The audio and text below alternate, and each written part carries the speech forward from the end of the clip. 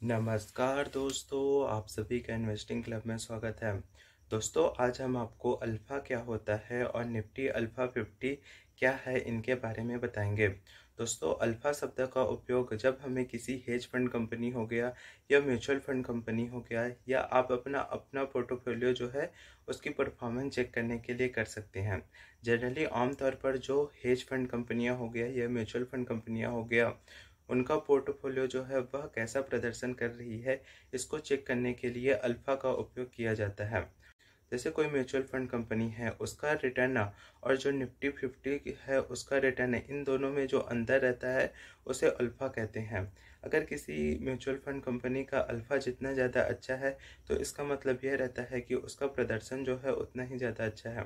जैसे मान के चलिए किसी साल जो है निफ्टी 50 ने 15% का रिटर्न दिया और म्यूचुअल फंड कंपनी ने 20% का रिटर्न हो गया दिया।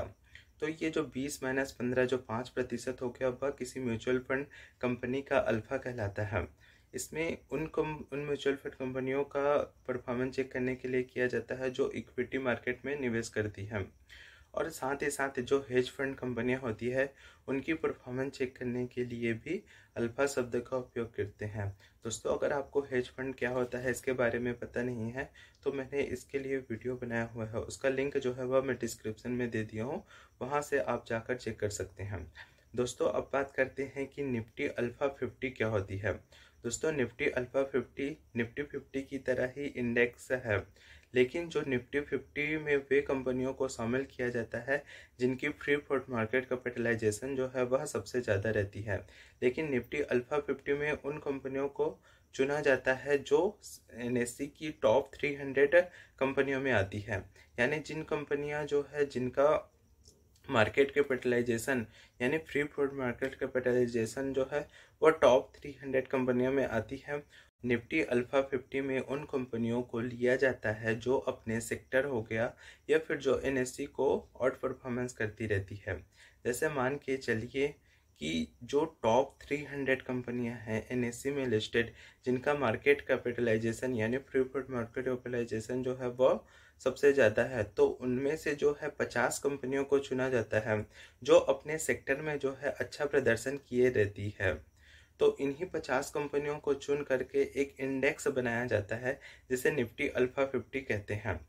इसका जो रिटर्न है और जो निफ्टी 50 का जो रिटर्न है, इन दोनों में बहुत अंतर नहीं रहता है। लेकिन हाँ, अगर निफ्टी जो है अगर 15% का रिटर्न दे रही है तो निफ्टी अल्फ़ा जो है वह जनरली 18 या 20% का जो है रिटर्न देगी।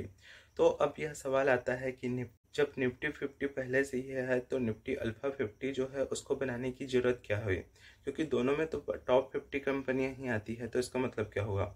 दोस्तों, जो निफ्टी 50 है उसमें उन कंपनियों को लिया जाता है जिनका मार्केट कैपिटलाइजेशन टॉप 50 कंपनियों में आती है। इसमें जनरली एक सेक्टर की ही सारी कंपनियां हो जाती है। जैसे निफ्टी 50 में सबसे ज़्यादा वेटेज जो है वह फाइनेंशियल का है, यानी जो बैंक है, बैंक वगैरह हो गया, इनका जो वेटेज जो है वह सबसे ज़्यादा रहता है। लेकिन निफ्टी अल्फ़ा 50 में उन कंपनियों को चुना जाता है जो अपने सेक्टर में बेस्ट करती रहती है। जैसे मान लीजिए इस साल जो है फार्मा सेक्टर जिन्हें बहुत अच्छा प्रदर्शन किया, तो निफ्टी अल्फ़ा 50 में इसका इंडेक्स जो है वह ऑटोमेटिक ज़्यादा हो जाएगा। अब यह सवाल आता है कि आप निफ्टी अल्फ़ा 50 के शेयरों में निवेश कर सकते हैं कि नहीं कर सकते हैं। दोस्तों, आप निफ्टी अल्फ़ा 50 में निवेश जो है वह कर सकते हैं।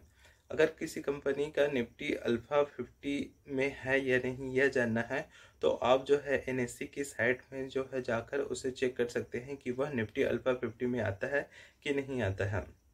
दोस्तों, आपको यह जानकारी कैसे लगी कमेंट करके ज़रूर बताइएगा, और हाँ, मेरा चैनल ज़रूर सब्सक्राइब कीजिएगा। धन्यवाद।